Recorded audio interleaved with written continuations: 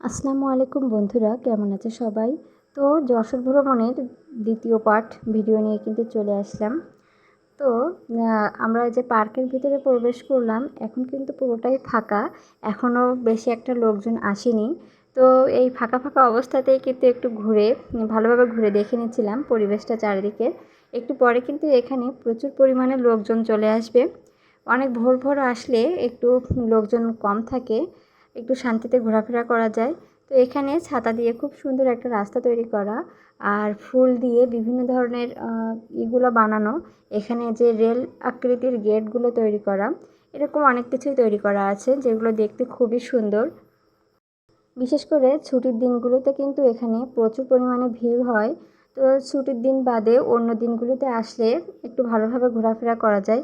আসলে অতিরিক্ত ভিড়ের ভিতরে কিন্তু ঘুরতে খুব একটা ভালো লাগে না। তো এই রাস্তাটা দিয়ে হেঁটে কিন্তু খুবই ভালো লাগছিল। তো চারপাশের পরিবেশটা আমরা খুব সুন্দরভাবে ঘুরে ফিরে দেখছিলাম।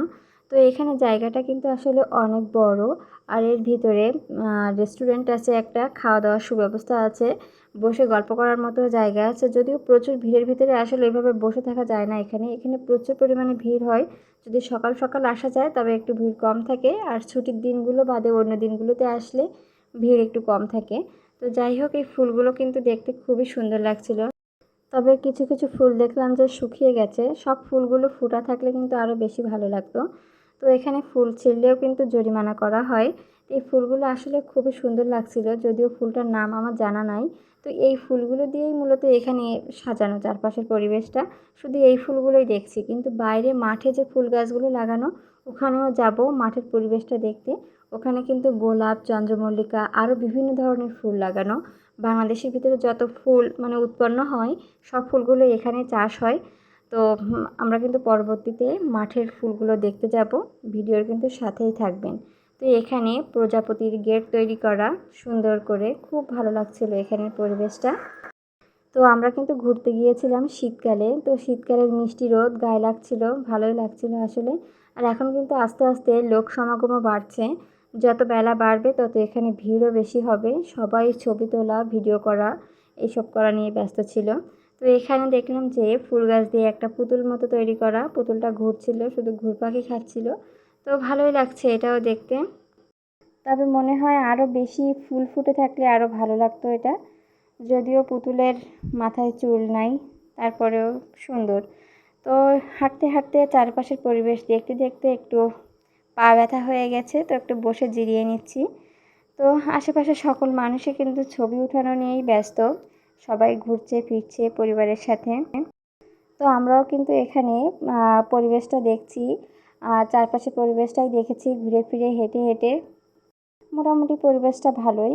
তবে বেশি ভিড় হলে এখানে আর খুব একটা ভালো লাগে না, লোক সমাগম অনেক বেড়ে যায়। যদিও এখন ভিড় অনেকটাই বেড়ে গেছে। আমরা যখন আসছিলাম কোনো লোকজনই কিন্তু ছিল না। আর যখন বেরোনোর টাইম হয়েছিল, মানে 12টা, দুপুর 12টার দিকে, তখন কিন্তু প্রচুর পরিমাণে ভিড় ঠেলে বেরোনো যাচ্ছিল না, এত পরিমাণে ভিড় হয়েছিল। তো যাই হোক, একটু বসে জিরিয়ে নিয়ে তারপরে কিন্তু আবারও হাঁটা শুরু করলাম। তো এখানে কিন্তু এই রেস্টুরেন্টটা আছে, এখানে বসে বসে খাওয়ার সুব্যবস্থা আছে।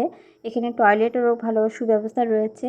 সব কিছুই মোটামুটি ভালো, পরিবেশটা খুবই ভালো ছিল।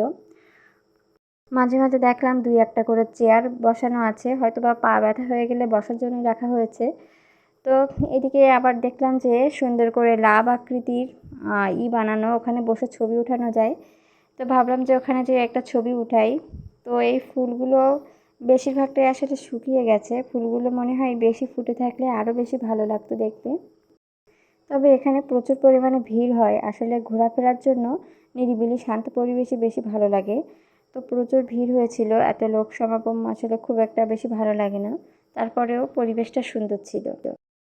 তো মাঠে যে ফুল গাছগুলো লাগানো হয় সেখানেও কিন্তু যাব, আর সেখানে পরিবেশটা মোটামুটি ভালোই ছিল।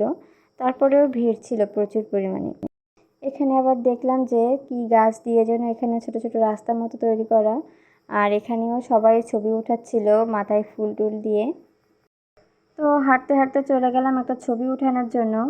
এখানে বসে ছবি ওঠানোর জন্য পোজ দিচ্ছি, সবাই ছবি ওঠানো নিয়ে ব্যস্ত এখানে। তো ছবি টবি উঠিয়ে কিন্তু এখান থেকে আবারও হাঁটা শুরু করব। হাঁটতে হাঁটতে মূলত পা ব্যথা হয়ে গিয়েছিল। যশোর ভ্রমণ শুধু হেঁটেছি, হেঁটে হেঁটে শুধু ফুলের বাগান দেখেছি চারপাশে।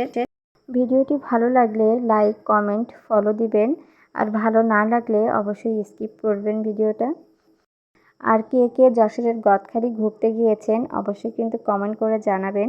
তবে এখানে ফুলের রাজ্য, মূলত ফুল আর ফুল চারিদিকে, যেদিকে চোখ যায় মাঠের পর মাঠ, কিন্তু এখানে ফুল গাছ লাগানো, সেই পরিবেশটা খুবই বেশি ভালো লাগছিল।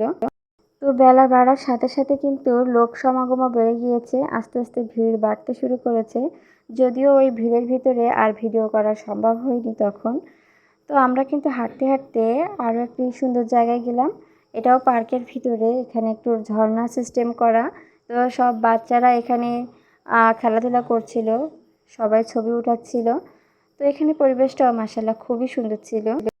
তো আমিও কিন্তু এখানে বসে কয়েকটা ছবি নেওয়ার চেষ্টা করলাম, ছবি ভিডিও।